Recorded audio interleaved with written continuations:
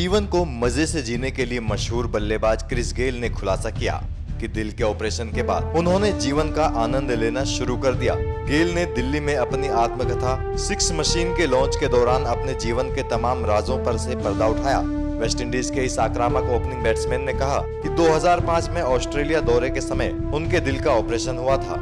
उन्होंने बताया कि इस बारे में ज्यादा लोगों को नहीं बताया गया और उनके माँ बाप को भी सर्जरी होने के बाद ही इस बारे में बताया गया। गेल ने कहा कि इस सर्जरी के बाद ही उन्हें महसूस हुआ कि जीवन की अहमियत क्या है। गेल ने कहा, किसी को नहीं पता कि ऑस्ट्रेलिया में इलाज के दौरान मुझे दिल में छेद के बारे में पता चला। इस बारे में मेरे माता पिता को भी नहीं पता था। मुझे सर्जरी कराने के लिए मजबूर होना पड़ा था और मैंने ऑपरेशन के बाद ही अपने माता पिता को सूचना दी थी। उस समय मैंने जीवन की अहमियत पहचानी। ये मेरे लिए जीवन बदलने वाला लम्हा था। इसके बाद मैंने अपने जीवन का पूरा लुत्फ उठाने का फैसला किया और अब भी ऐसा कर रहा हूँ। इस मौके पर क्रिस गेल ने अपने पिता बनने के अनुभव भी शेयर किए। साथ ही गेल ने कहा कि पिता बनने के बाद वो इंसान के रूप में परिपक्व हो गए हैं। अपनी आत्मकथा के बारे में गेल ने कहा कि यह उनके चरित्र का बिल्कुल अलग पहलू पेश करेगी। Be as much entertained as our batted on the field out in the middle as well.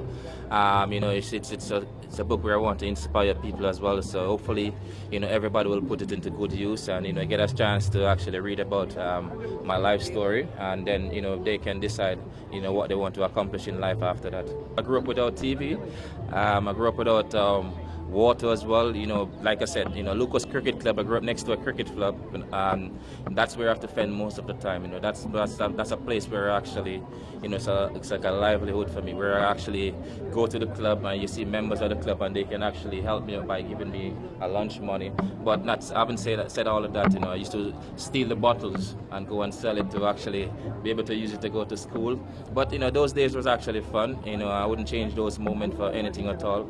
And those things were just the struggle was actually real for somebody like me to be where I'm at today, and I'm very thankful to be able to actually be successful. इस मौके पर भारत के पूर्व विस्फोटक बल्लेबाज वीरेंद्र सहवाग और BCCI के अध्यक्ष अनुराग ठाकुर भी मौजूद थे। आपको बता दें, क्रिस गेल को दुनिया के सबसे विस्फोटक बल्लेबाज के तौर पर जाना जाता है। क्रिकेट जगत में क्रिस गेल को सिक्स मशीन कहकर पुकारा जाता है और इसी नाम से उन्होंने अपनी बायोग्राफी भी लॉन्च की है। एनएमएफ न्यूज की रिपोर्ट।